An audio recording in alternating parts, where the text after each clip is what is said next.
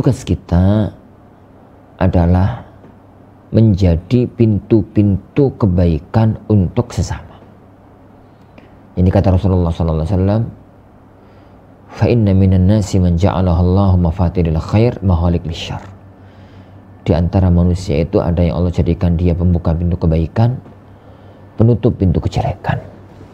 Kebalikannya, wa minan nasi man ja'alahu Allahu mafatihil syarr mahalik lil khair. Di antara manusia itu ada yang Allah jadikan sebagai pembuka pintu kebaikan, pintu kejelekan, penutup pintu kejelekan. Lalu beliau mengatakan di akhir hadis itu, fatuba liman ja'alahu Allahu mafatihil khair mahalik lisyarr. Maka berbahagialah orang yang Allah jadikan dia adalah sebagai salah satu di antara pembuka pintu kebaikan, penutup pintu kejelekan. Maka lakukanlah upaya agar orang-orang di sekitar kita itu menjadi baik. Nah, itu caranya sangat tergantung dengan kondisi kita masing-masing. Ada orang-orang itu yang tergugah itu dengan targhib. Ada yang tergugah dengan bahasa yang tegas. Ada yang tergugah dengan bahasa yang lembut. Itu harus diperhatikan. Tidak semua orang itu sama. Kadang-kadang orang itu tidak mau menerima nasihat kita karena cara kita ngomongnya yang salah.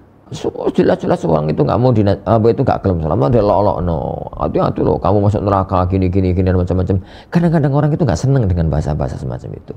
Ada orang-orang itu tergugahnya apabila diiming-imingi janji pahala dan surga.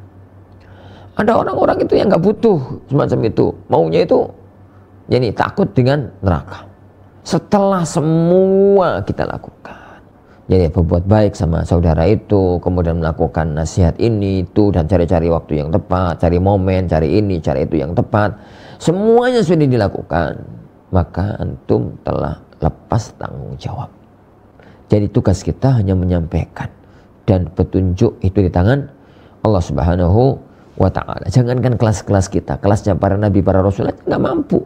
Jadi untuk memberikan hidayah kepada orang yang dia cintai jika Allah belum memberi hidayah. Nuh alaihissalatu wassalam tidak mampu mengislamkan anaknya. Kanaan. Nabi Lut alaihissalatu wassalam tidak mampu mengislamkan istrinya. Jadi Nabi Allah Muhammad sallallahu alaihi wasallam tidak mampu mengislamkan pamandanya Abu Thalib.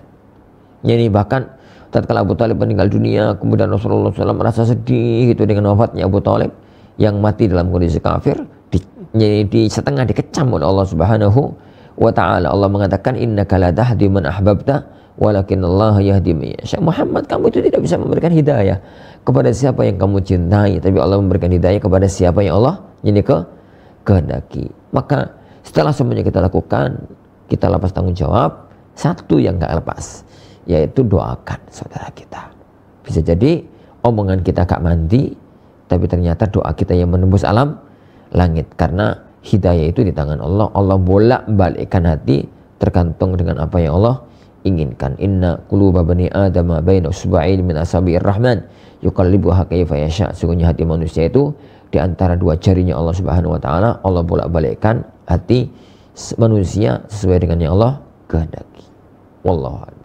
Nah, Al Furqan TV, saluran pendidikan, dakwah dan inspirasi Islami.